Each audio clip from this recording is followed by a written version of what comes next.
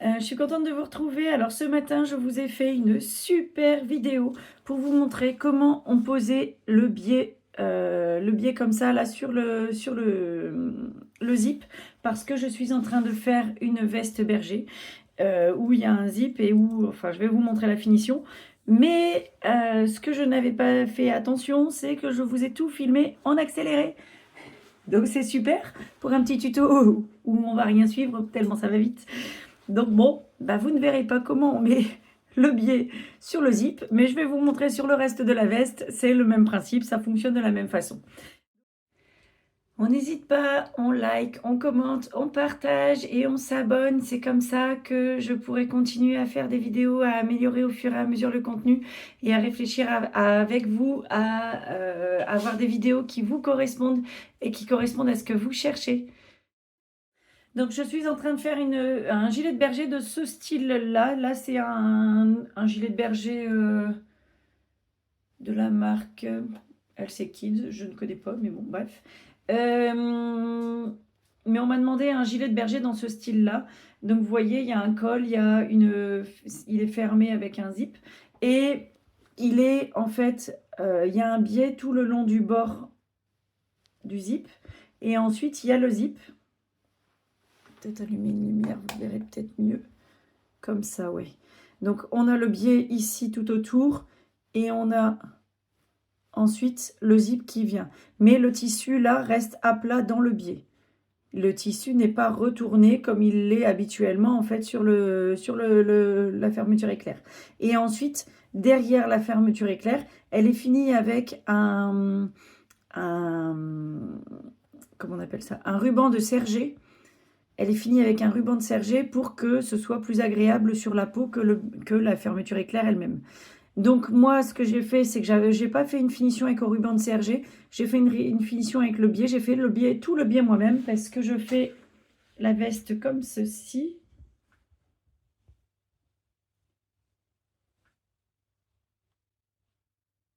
Hop. Voilà, donc je suis dans les tons marron, etc. J'ai fait du biais moi-même avec le tissu marron, le même que celui que j'ai utilisé là pour la broderie. J'utilise le même tissu et j'ai fait un biais avec. D'ailleurs, si ça vous intéresse, je vous montrerai, je vous expliquerai comment on fait du biais à partir d'un tissu assez rapidement, assez facilement, en utilisant un petit outil comme celui-là. C'est très rapide, ça permet d'aller assez vite et franchement, la finition, elle est pas mal pour ce que je veux faire. Je vais pas dire qu'elle est nickel, c'est pas aussi bien plié et repassé que si on avait acheté un biais dans le commerce. Mais c'est largement suffisant pour avoir une finition qui est nickel et qui est belle sur la veste. Donc là, du coup, j'ai fait tout le tour sur mon zip. En fait, j'ai fait les deux côtés. Comme ça, le bord du zip sera agréable sur la peau. Il n'y aura pas de problème.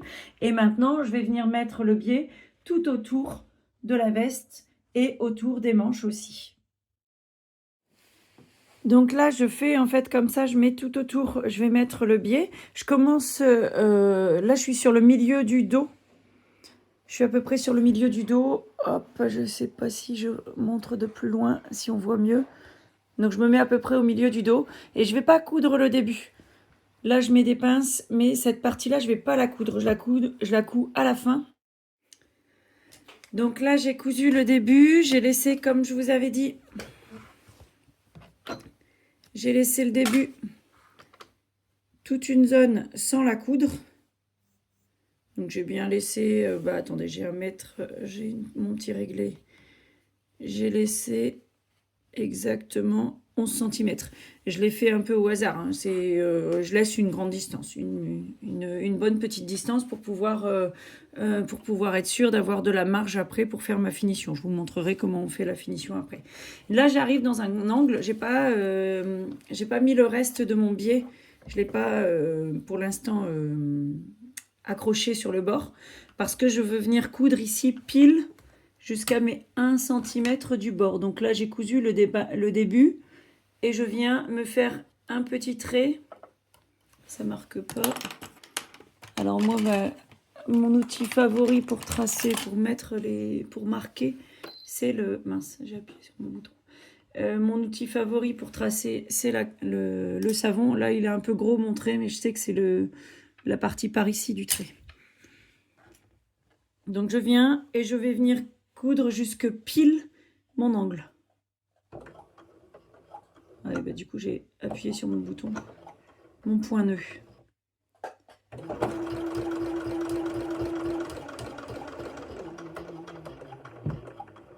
Donc, je ralentis pour être bien pile. Là, je suis pile dans l'angle. Donc maintenant, comme je suis pile dans l'angle, je vais venir... Alors, je peux aussi couper, faire un petit cran.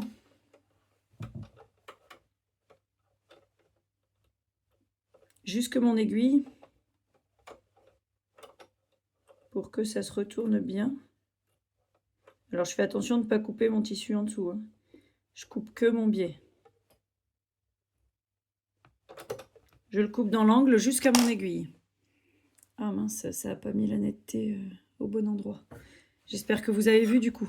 J'ai coupé jusque là. Si je l'écarte un peu, on le voit. Je vais essayer de zoomer un peu pour qu'on voit un peu mieux. Là, j'ai coupé le biais jusqu'à l'aiguille. Hop. Et maintenant, je viens tourner. Je repositionne mon biais. Si vous préférez, vous pouvez, si vous n'êtes pas assez à l'aise et que vous préférez le faire en plusieurs étapes, vous pouvez aussi. Ici, là, vous faites un point d'arrêt de l'autre côté. Donc, vous restez comme ça, vous faites un petit point d'arrêt. Vous enlevez votre aiguille, vous enlevez le tissu, vous coupez dans l'angle, vous retournez, vous remettez tout à plat. Une fois que c'est à plat, vous remettez votre pied. Ça, c'est aussi possible de le faire en 2 étapes. Il n'y a pas de problème. Mais voilà aussi comment on peut le faire en 1 étape. Alors là, j'arrive dans un angle qui est arrondi. Et du coup, je vais vous montrer, la technique n'est pas encore la même que dans l'angle qui est droit. Donc là, en fait, comme c'est du biais, il est coupé dans le biais, il peut facilement s'étendre. Il reste pas droit, il est extensible. Et c'est justement pour ça qu'il est coupé dans le biais, c'est parce qu'il est extensible et que ça nous permet justement de suivre les arrondis. Donc là, en fait, je vais y aller tout doucement et je vais suivre l'arrondi au fur et à mesure avec mon biais. J'ai essayé de bouger l'angle de la caméra pour que vous voyez mieux au fur et à mesure. Dites-moi si c'est mieux comme ça.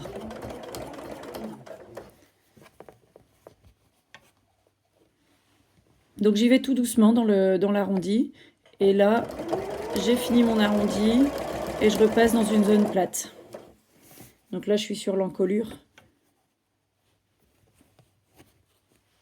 Donc je repasse et moi je me remets au fur et à mesure. En fait, je m'aligne.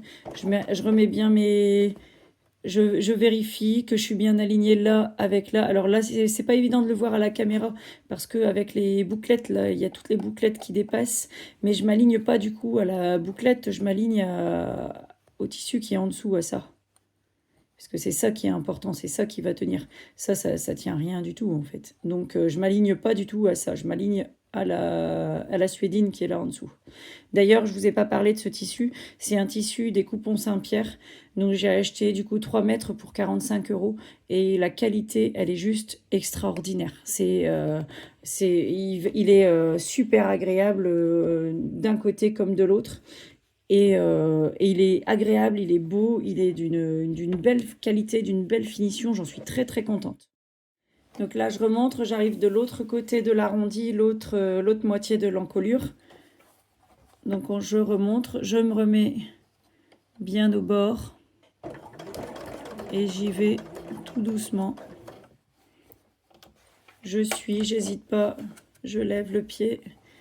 Ça peut paraître pas très fluide mon mouvement, mais c'est parce que normalement je lève mon pied avec ma main droite. Et là je ne peux pas parce qu'il y a la caméra devant. Donc c'est moins fluide que d'habitude. Voilà.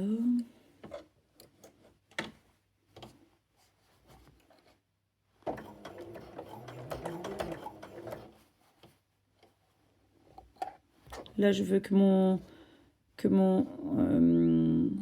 ma marge de couture, elle aille vers le col et pas vers le haut de la veste. Donc, je la remets bien vers le col.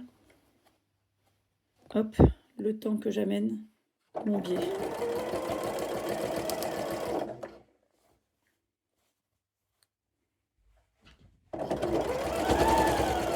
Voilà, comme ça, j'ai pu passer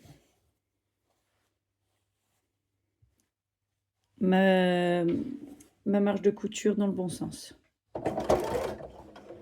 J'ai un peu dévié. Voilà, je me suis bien remise, bien droite.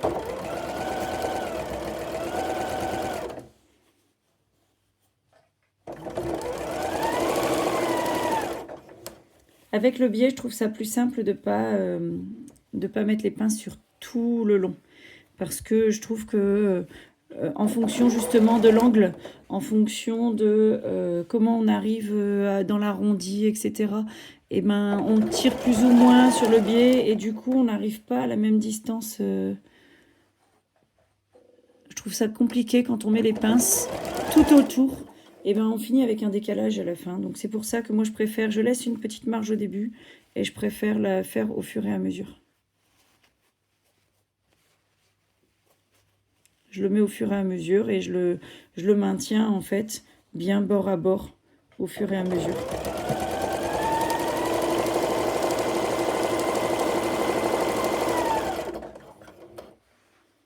Là, j'arrive dans une zone où il y a mon repli.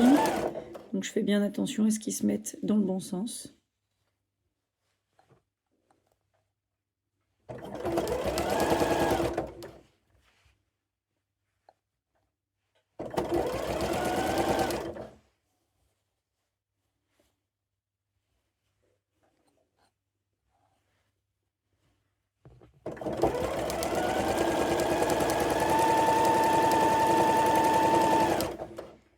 Alors là, je vais pareil arriver près de l'angle droit. Donc, je retrace à 1 cm. Je me mets par rapport à mon bord. Je me mets à 1 cm. Je fais mon petit trait. Alors pareil, il est très épais là mon trait, mais je sais que je dois prendre en compte ce côté-là du trait, pas l'autre côté. Donc je vais venir coudre jusque ce côté-là.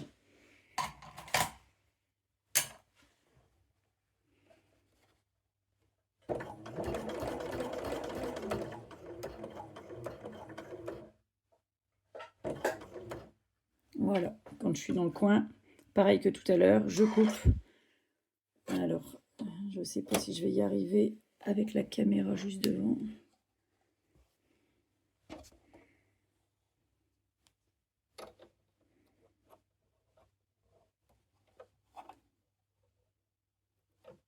Donc je ne coupe que le biais.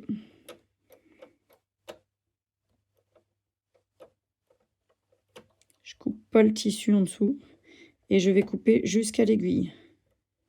Donc pareil que tout à l'heure, si vous êtes plus à l'aise, vous pouvez aussi coudre, faire un point d'arrêt et revenir après sur cette zone-là en fait. On fait le point d'arrêt, on vient couper délicatement avec les ciseaux.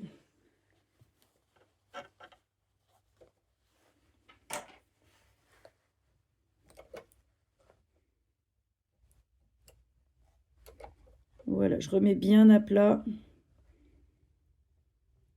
mon biais. Quand il est bien à plat, hop, je rebaisse le pied. Et je me réaligne.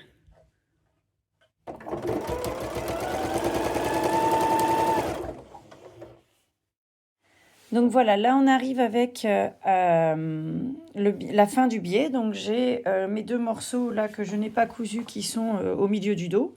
Mais si je les couds en fait comme ceci, bord à bord ici, que je viens bord à bord, que je recoupe et que je replie mes bords, je vais avoir une épaisseur comme ça. Ici, là, j'aurai 2 épaisseurs, 2 épaisseurs. Quand je vais venir replier, ça me fait déjà 4 épaisseurs, 4 épaisseurs. Et encore replier 6 épaisseurs, 6 épaisseurs. Et encore replier On est à 8 épaisseurs de chaque côté, ici. Et du coup, ça va faire 8 épaisseurs, alors que sur le reste, on en a 1, 2, 3, 4. On a le double d'épaisseur. Et donc, du coup, ça va faire un gros paquet à cette zone-là, en fait, qui fera pas joli. Donc, moi, ce que je vais faire, c'est que je vais faire une finition un peu comme ce qu'on a ici. Là, on est en biais. Donc, du coup, j'ai plus d'épaisseur ici.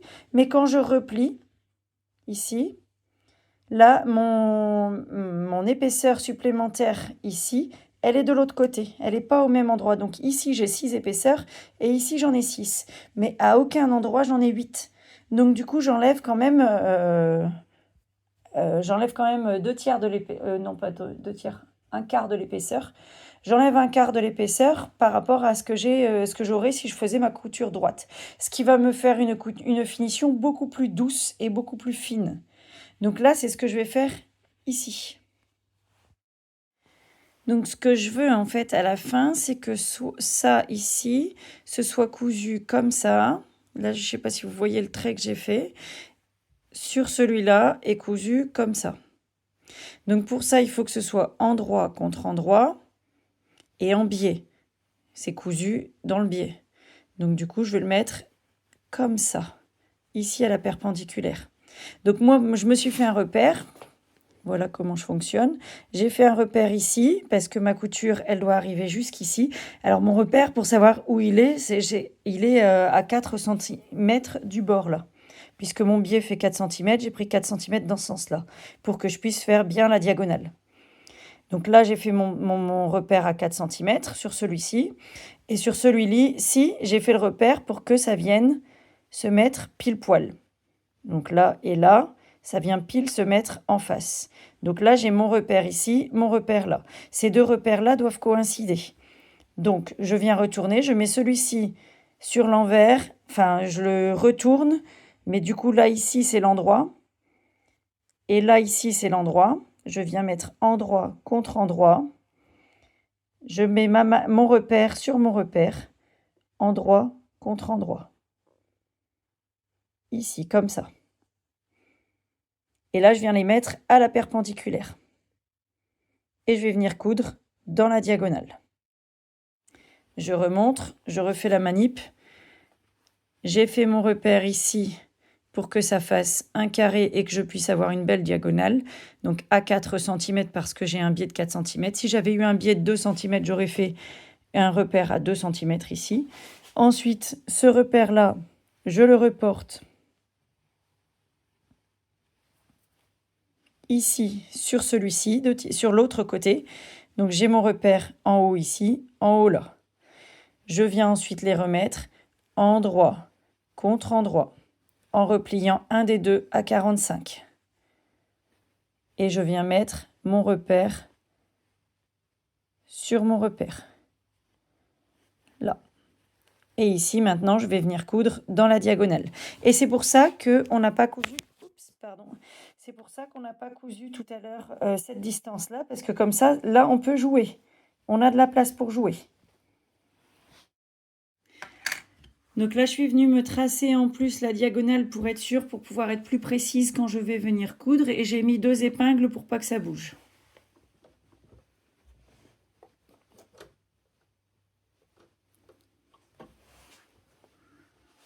Donc là,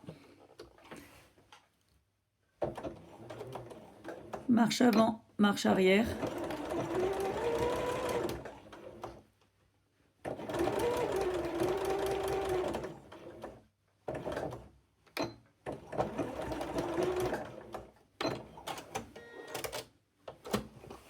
Voilà, j'enlève mes épingles.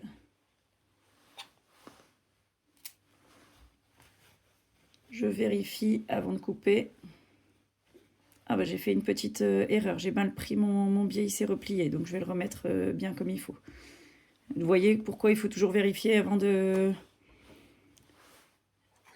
couper. Là, je ne sais pas si vous le voyez, mais j'ai un petit pli.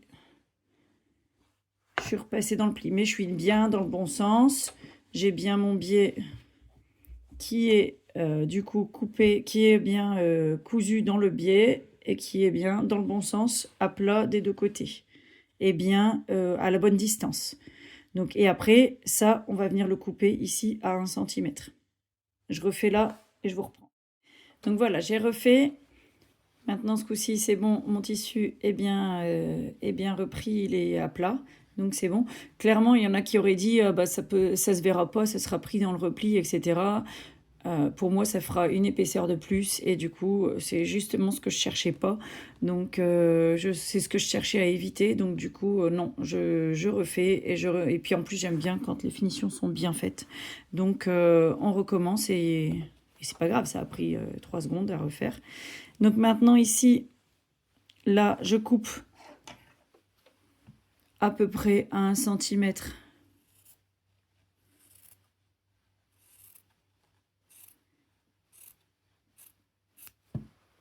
du bord. Donc là, c'est mon surplus qui dépassait. Et maintenant, j'ai bien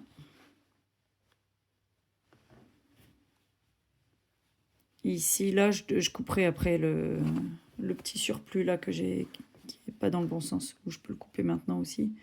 C'est pas gênant.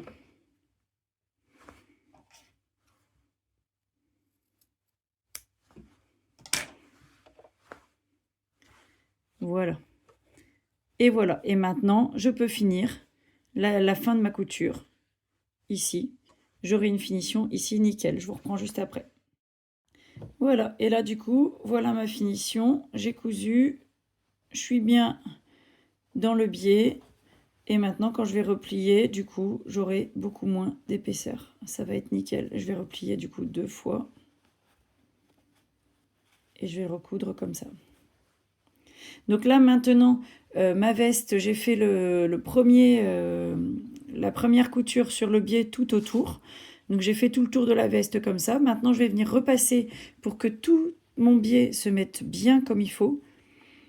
Franchement, à la base, quand on démarre en couture, on se dit « Oh non, mais je vais pas repasser pour ça, ça sert à rien. » Mais sincèrement, le repassage, c'est ce qui fait toute la différence. C'est ce qui va faire que du coup, ma finition, elle va être nickel. Et quand je vais repasser, je vais venir faire attention à ce que mon biais... Donc là, je vais replier mon biais une fois, puis une deuxième fois. Et je vais faire attention à ce que mon biais revienne bien au-dessus de ma première couture. Il faut qu'ils viennent la recouvrir. Si je vois ça, ça va pas aller.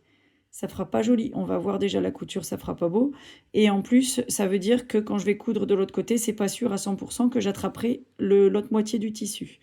Par contre, là, si je viens recouvrir, hop, quand je vais venir faire ma surpiqûre ici, parce que là, je vais venir y faire soit je fais une surpiqûre ici au-dessus, soit je viens coudre dans ma couture. Je pense que pour une veste comme celle-là, je vais venir coudre dans la couture. C'est ce qui fera le plus joli, je trouve. Donc du coup, comme je vais venir vraiment point dans point, là, je vais vraiment venir à la jonction entre les deux, dans la même couture que tout à l'heure. Et donc du coup, il faut vraiment que je recouvre ici bien ma couture pour pouvoir prendre ce tissu-là en même temps quand je vais venir faire ma surpiqûre. Donc voilà, là en coup, on est vraiment pile dans le creux entre le biais et le tissu. On est pile au niveau de la couture. Alors s'il faut, on y va tout doucement.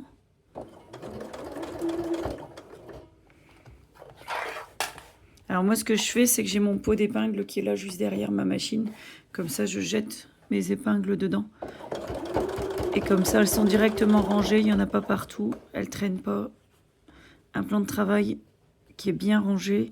Ça permet déjà de retrouver ses affaires. Ça permet de ne pas faire des bêtises. Donc c'est important d'avoir son plan de travail qui soit bien organisé. Là, vous voyez, je suis dans l'arrondi, donc j'y vais plus doucement. J'ai essayé encore un autre angle de vue là.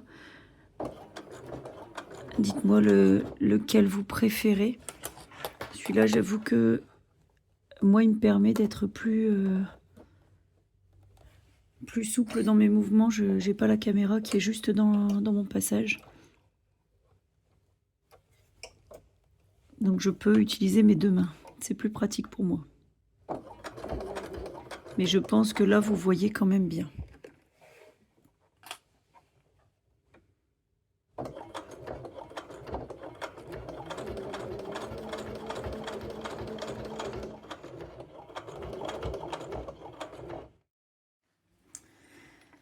Alors voilà, ici maintenant sur les manches, je les ai fait dans l'autre sens. Comme ça va vous permettre de voir aussi l'inverse en fait.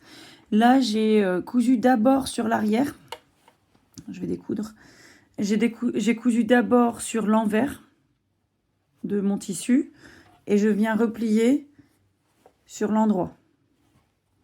Donc pareil, quand je replie, je vérifie que ça repasse au-dessus de ma ligne de couture.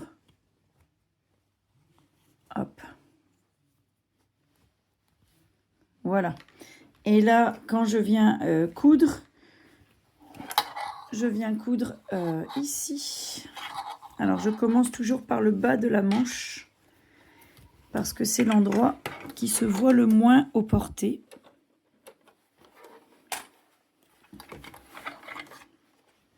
Donc là, j'ai enlevé ma table d'extension. Comme ça, j'ai le bras libre de la machine qui me permet d'être plus à l'aise pour coudre.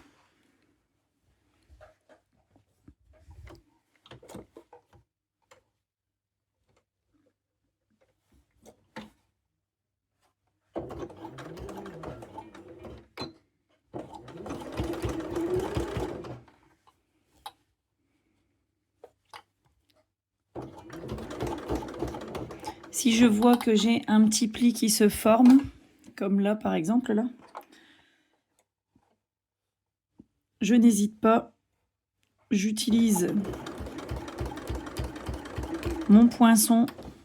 Le poinçon, c'est vraiment l'outil, je pense, que j'utilise le plus. Ça permet d'éviter de mettre les doigts et de coudre dans ses doigts.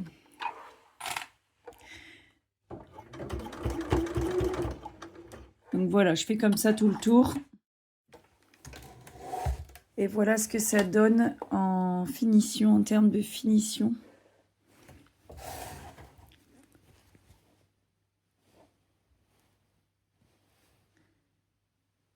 Comparé à la finition qui est de l'autre côté.